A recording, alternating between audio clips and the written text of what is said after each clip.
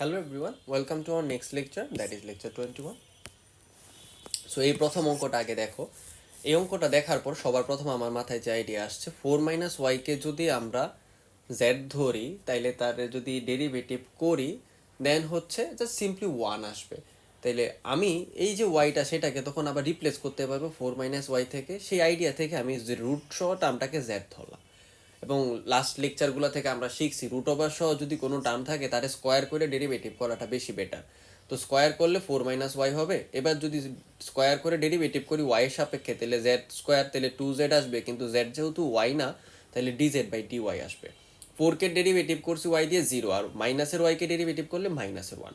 এই ডিওয়াইটাকে ওই পাশে পাঠাই দিই, তাহলে আর মাইনাসটাকে এইদিকে নিয়ে আসি, তাহলে হচ্ছে -2z/dz সমান হচ্ছে ডিওয়াই। এতটুকু পর্যন্ত ক্লিয়ার? আচ্ছা, এইটুকুকে যেহেতু আমরা জেড ধরছি তাহলে এটা জেড এ রিপ্লেস হয়েছে, ডি ওয়াই এর ভ্যালু জেড দিয়ে সেটাও রিপ্লেস হয়েছে, কিন্তু শুধু ওয়াইটা কি রিপ্লেস হয়েছে? হয় নাই।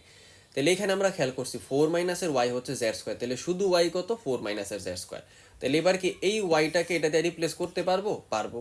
তাহলে এটার জায়গায় এটা, এটার জায়গায় এটা, আর এটার জায়গায় এটা বসাই দিলাম, মাইনাসটাকে বের করে দিলাম, 2কেও বের করে দিলাম, জেড আর জেড গুণ দিয়ে জেড স্কোয়ার। এবার জেড স্কোয়ারকে এটা দিয়ে গুণ দিয়ে দিলাম।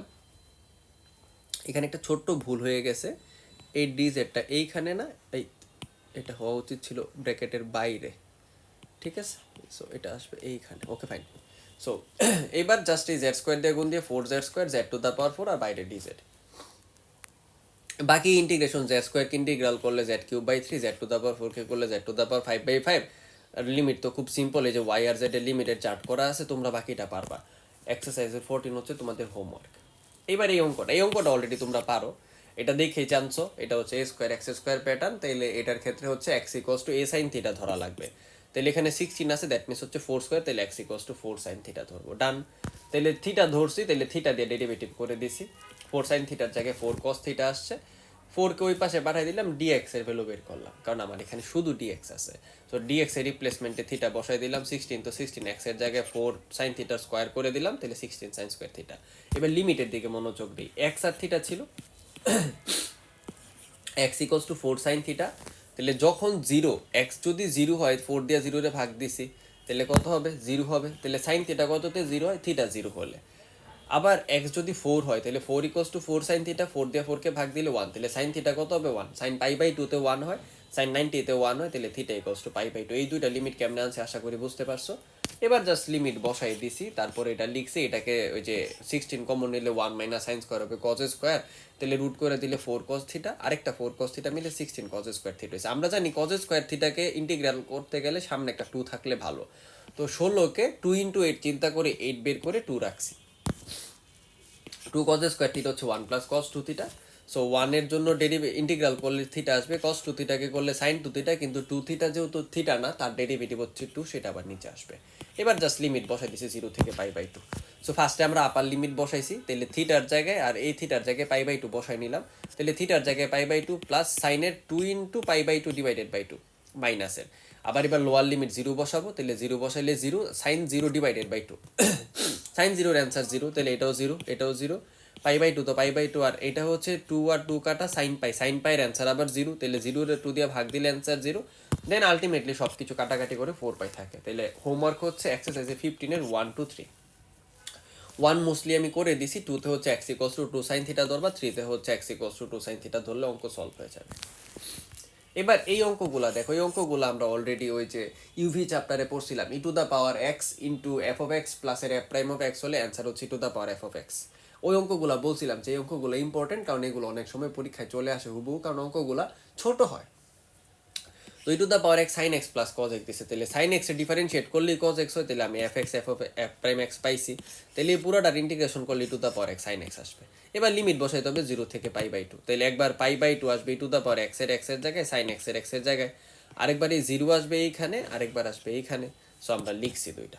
এবার sin π/2 এর অ্যান্সার কত? 1। আর e⁻π/2 করতে পারবো না, ডেসিমেল অ্যান্সার যাবে, তো এটা এইরকম রাখা দিব e⁻01, কিন্তু sin 0 তো 0, তাহলে 1 × 0 মানে 0, সো এটা আর করা লাগে না।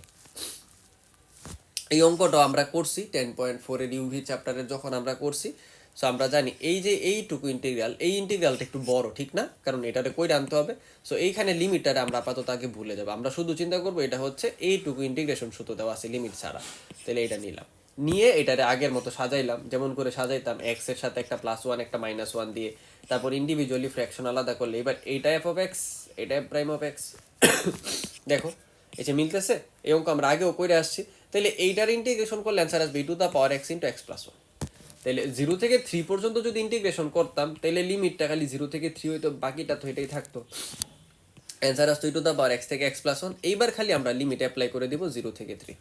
তাহলে একবার এক্স গুলা যত জায়গায় আছে তার জায়গায় 3 বসাবো, আর একবার 0, তাহলে to the power 3 divided by 4 to the power 0/1। তাহলে টু দ্য পাওয়ার 0 তো 1, তাহলে 1 আর 1 ভাগ করলে 1 হবে, আর এটা নিয়ে টু দ্য পাওয়ার 3/4 থাকবে। এই অঙ্ক আমরা করছি, বলছিলাম এটা একটা স্পেশাল অঙ্ক, লুকাই আছে। এখানে একটা জিনিস, মজাদার একটা জিনিস দেখো, এই অঙ্কটার ক্ষেত্রে ফার্স্টে আমরা জানি x equals to two the power z ধরা লাগবে, তাহলে z equals to ln x, এটা আমরা জানি। ওকে ফাইন, কেমনে আনছি? আচ্ছা, a two the power x সমান যদি m হয় তাহলে আমরা জানি log a m সমান হইতেছে x।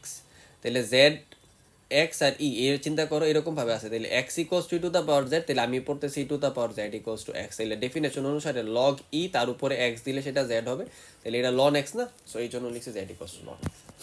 সো ফার্স্টে x equals to the power z ধরলাম, ডেরিভেটিভ করলাম, dx নিলাম। এই অঙ্ক অলরেডি আমরা 10.4 এ করছি, তোমাদের বোঝানোর কিচ্ছু নাই। সো ln x এর সমান z, আর ln x স্কয়ার সমান হচ্ছে z স্কয়ার। তো এটাও z হয়ে গেল, এটাও z হয়ে গেল, এটাও z এ রিপ্লেস হয়ে গেল ভেরিয়েবল। এবার খালি লিমিটটাকে রিপ্লেস করতেছি।